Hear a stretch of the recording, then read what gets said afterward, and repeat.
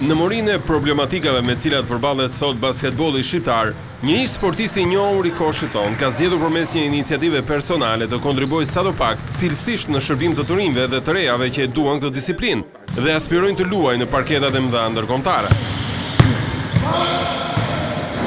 Për të tretin vit me radhë, Spiro Leka, një ish emër i njohur i Partizanit të dikurshëm, e prej dekadash trajner dhe konsulent në skuadrat e njohura në Itali dhe SBA, ka krijuar një kamp trajnimi me element të rinj. Vajzat dhe djemtë që vinë kryesisht nga ekipet shqiptare, por edhe nga Kosova e diaspora, qëndrojnë të grumbulluar gjithkohë në ambientet bashkëkohore për disa ditë me radhë në Goga Basket në Durrës dhe trajnohen profesionalisht një staf i gjerë i skuadrës së njohur italiane të Pesaros nën koordinimin e Spiro Lekës, i cili sqaroi për Vision Plus se pse e mori këtë iniciativë dhe qëllimin final të këtij kampi.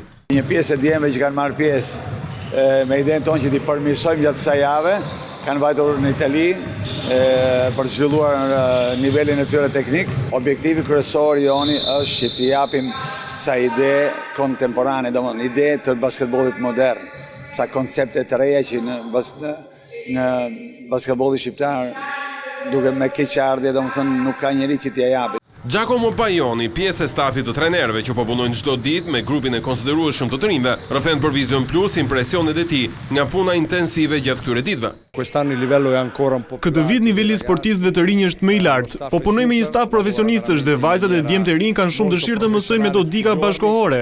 Janë të paktën 4-5 sportistë të rinj shumë interesantë në këtë kamp, të cilët kanë një të ardhmë të shkëlqyer.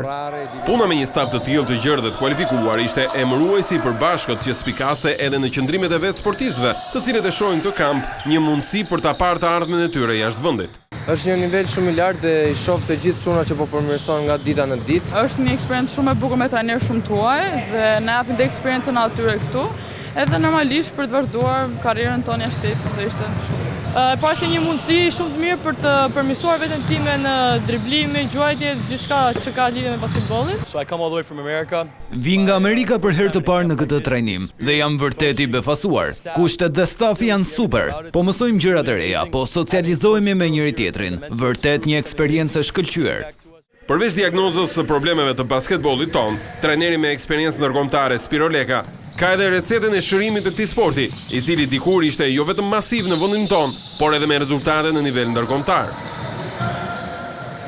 Të rriten standardet e punës të akademit.